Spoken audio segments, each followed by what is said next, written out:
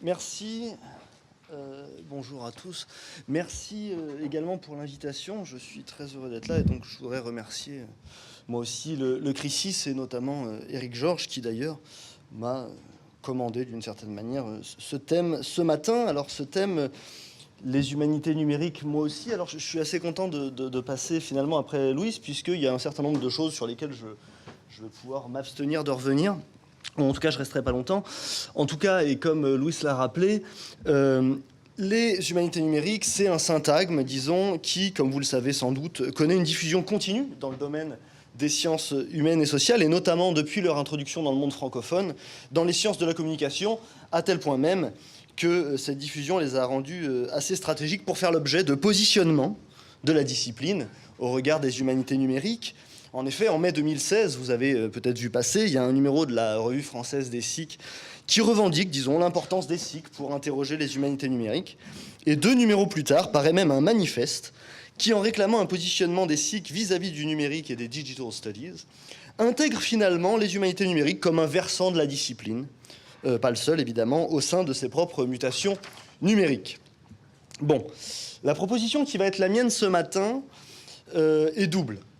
D'un côté, je vais, selon une analyse assez classique de type économie politique critique, essayer de vous convaincre qu'on pourrait à bien des égards considérer les humanités numériques comme un rameau tardif des discours mythologiques sur la communication, à la suite des autres, c'est-à-dire qu'en fait elles servent, en plus de stratégies locales internes aux mutations de l'enseignement supérieur et de la recherche, également de mouvements plus généraux de justification théorique à la pénétration du numérique dans un certain nombre de lieux, et notamment dans les lieux universitaires.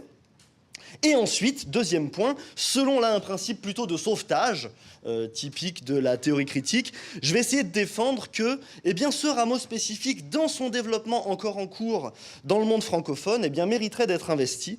En effet, j'essaierai de montrer finalement que les champs de réflexion qu'englobent les humanités numériques leur donnent une position particulière, notamment de caisse de résonance eh bien, de certaines propositions critiques, justement, qu'il me semble il ne faudrait pas écraser.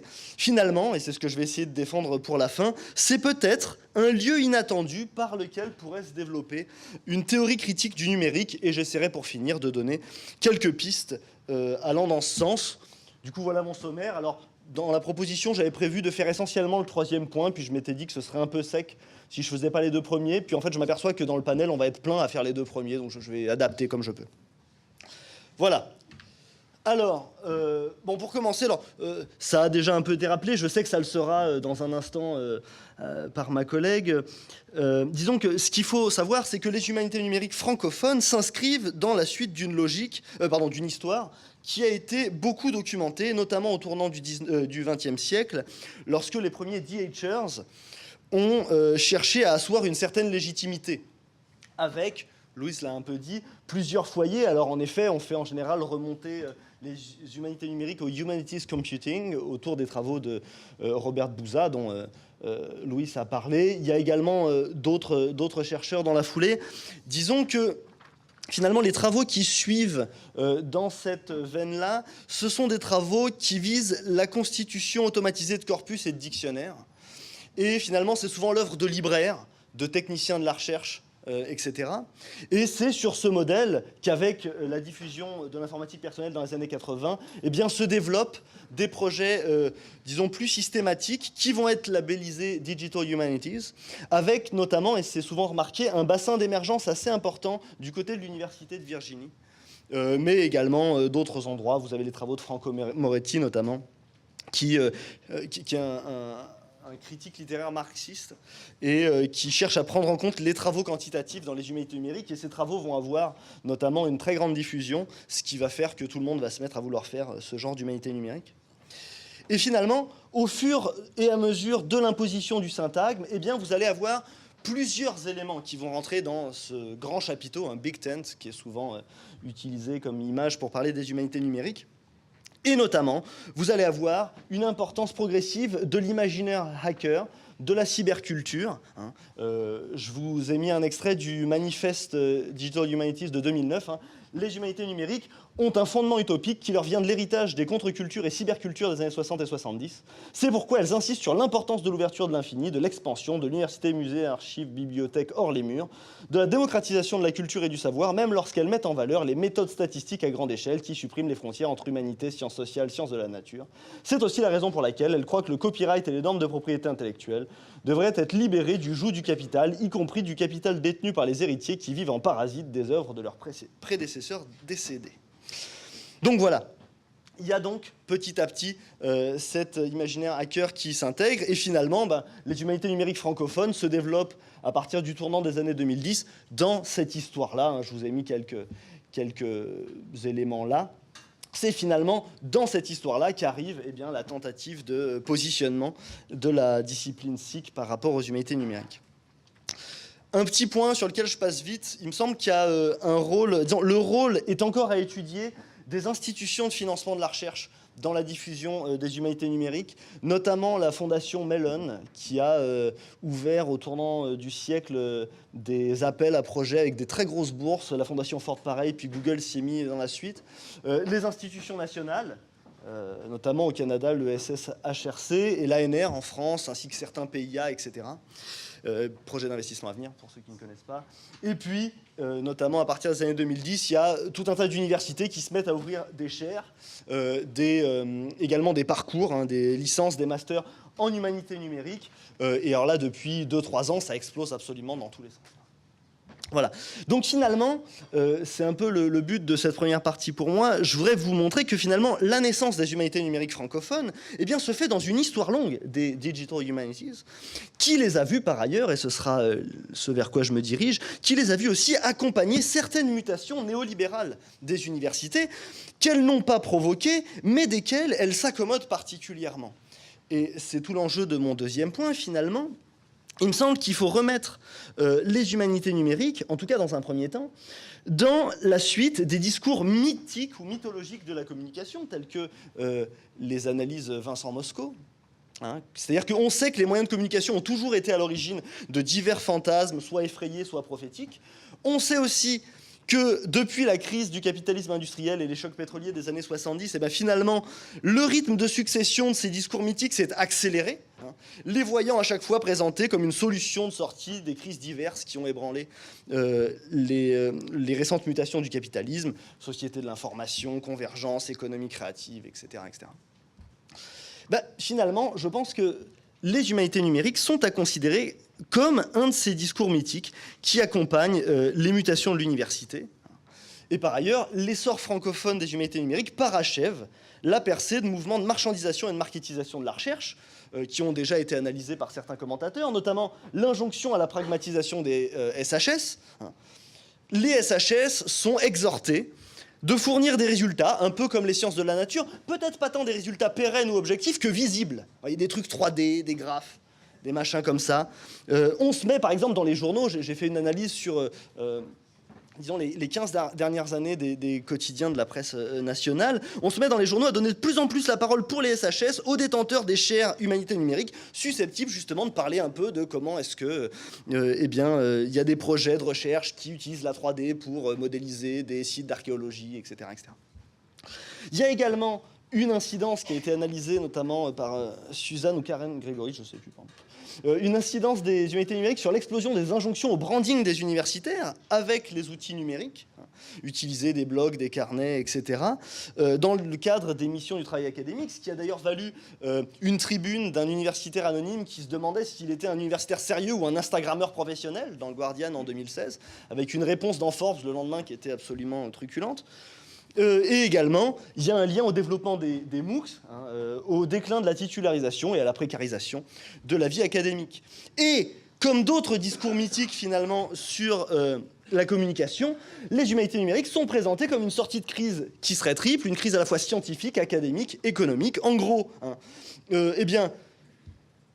il y a un problème des SHS en tant que science, elles ne sont pas assez scientifiques. Réponse au problème, il faut utiliser des procédures automatisées.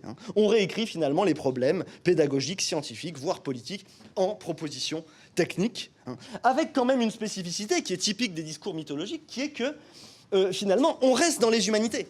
C'est-à-dire que l'imaginaire des humanités, des lettres, des arts, etc., eh bien, est invoqué pour finalement justifier l'accélération, disons, des procédures automatisées et de l'ingénierie dans les SHS et vers la précarisation des SHS.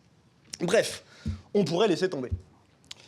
On pourrait penser que les humanités numériques, c'est finalement un cheval de Troie du déploiement du néolibéralisme dans la recherche et l'université en SHS, par une mise en concurrence, finalement, des SHS avec les sciences de la nature.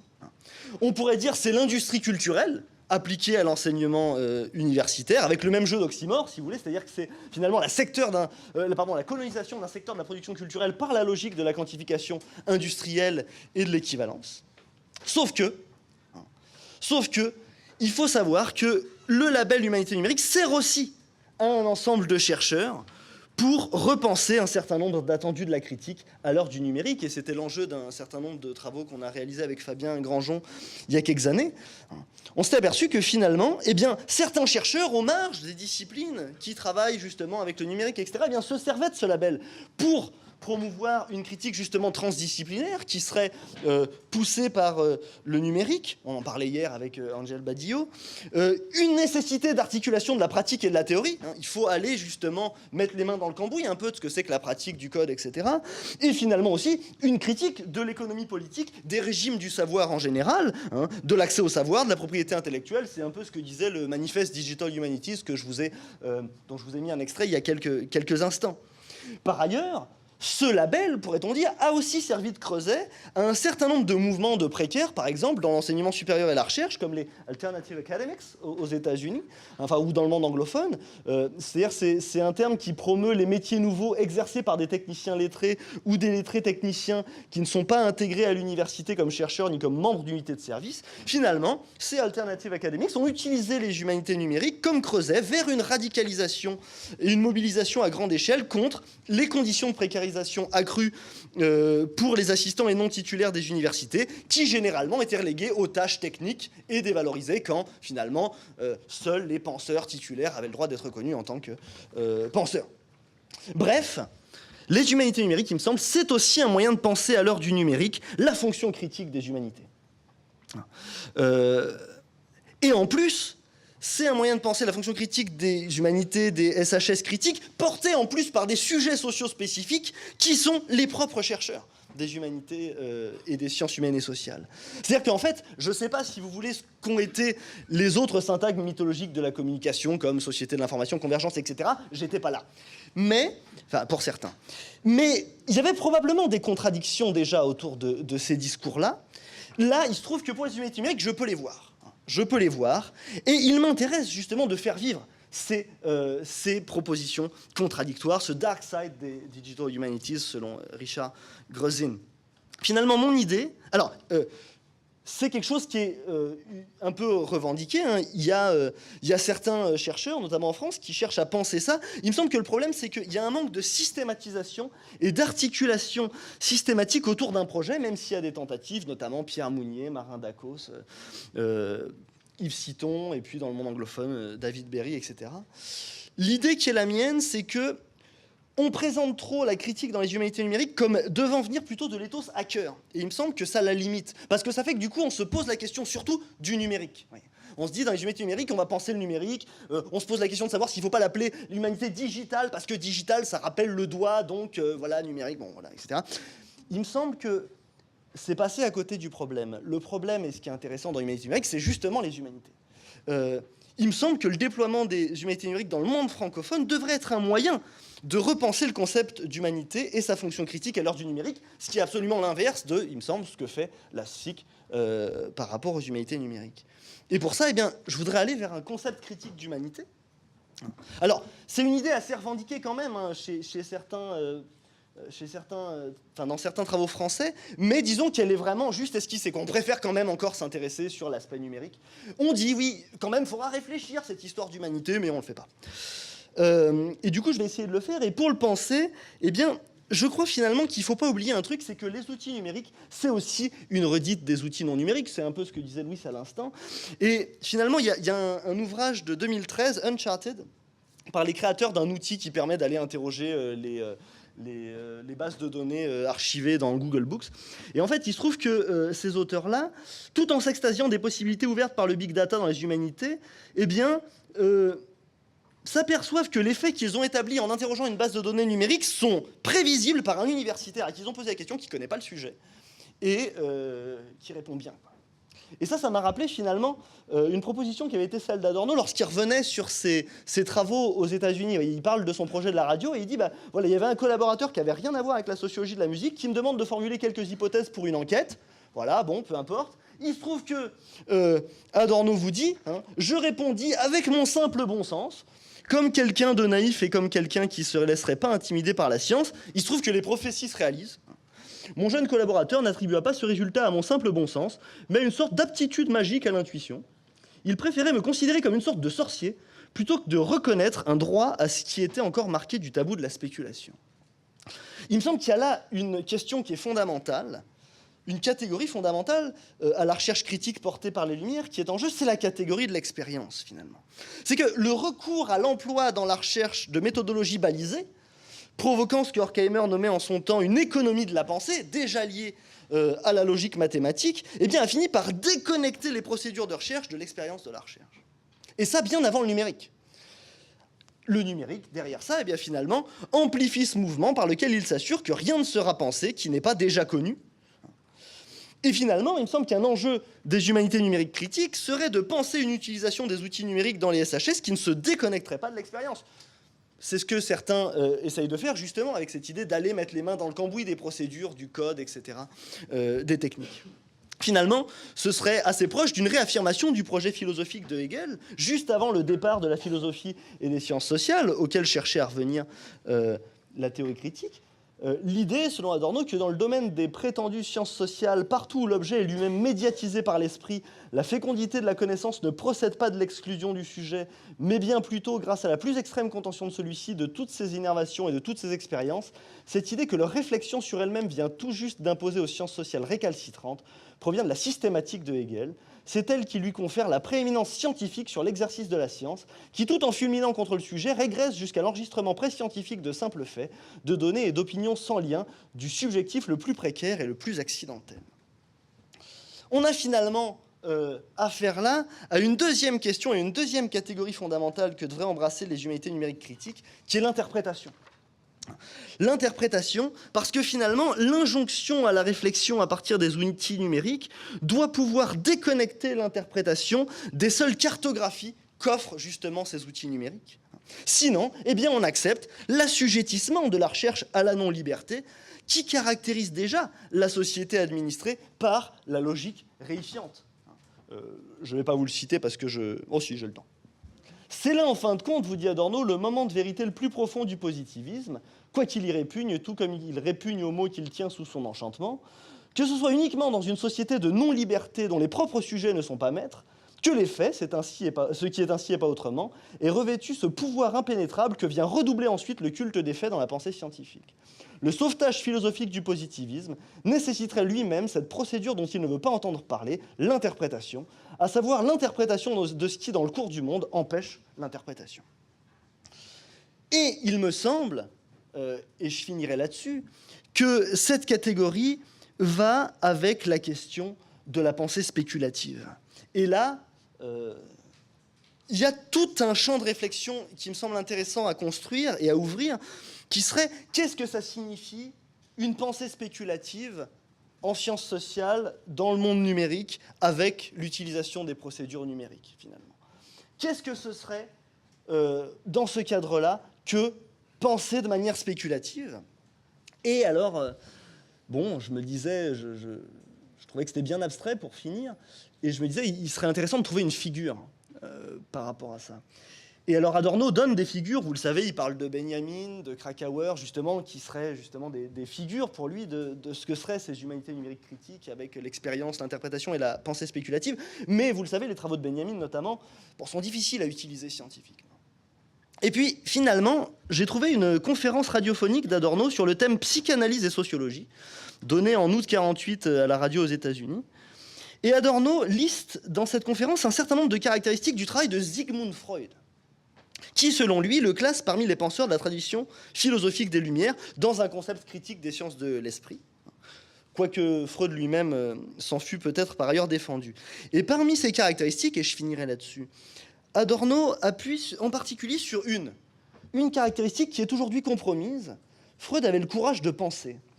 Son attachement sans réserve aux données empiriques n'a jamais restreint sa capacité à la spéculation spontanée. Il n'y avait pour lui aucun tabou sur l'activité de la pensée. Aujourd'hui, on nous demande sans cesse où est la preuve, comment le processus de confirmation est-il élaboré. Pour moi, c'est notamment à cet égard que Freud est de la plus haute importance pour la pensée contemporaine. Ce qui le rend si remarquable, c'est justement que sa créativité intellectuelle ne s'est jamais laissée atrophier ou guinder. On peut légitimement se demander si aucun des concepts freudiens aurait pu naître sous les conditions actuelles qui président au travail intellectuel. La position unique de Freud dans la situation intellectuelle d'aujourd'hui est qu'il est le seul penseur qui a réussi à combiner à la fois un attachement très important aux données empiriques et une pensée autonome. Eh bien, il me semble que simplicime en apparence, si vous voulez, et habituellement évidemment revendiqué par tout bon chercheur qui se respecte, voilà pourtant pris au sérieux ce que serait l'horizon ambitieux qui doit servir à une réflexion sur un concept critique d'humanité pour les humanités numériques francophones. C'est-à-dire qu'il s'agit de maintenir la théorie à la hauteur de son propre concept, tel qu'il a été formulé par la tradition philosophique des Lumières ainsi que par ses suites, sans jamais se laisser dicter les objets et les procédures d'analyse par les routines méthodologiques instituées, qui pourraient justement dispenser un instant le travail de réflexion spéculative. Alors bien sûr, ça ne signifie aucunement qu'il faille se contenter d'en rester à un théoricisme spéculant hors monde, survivance historique de la tentation idéalisme qui vaut pas mieux que l'empiricisme mécaniste, mais il me semble que dans les conditions actuelles de la recherche, on a beaucoup plus de risques de tomber dans le deuxième que dans le premier. Je vous remercie.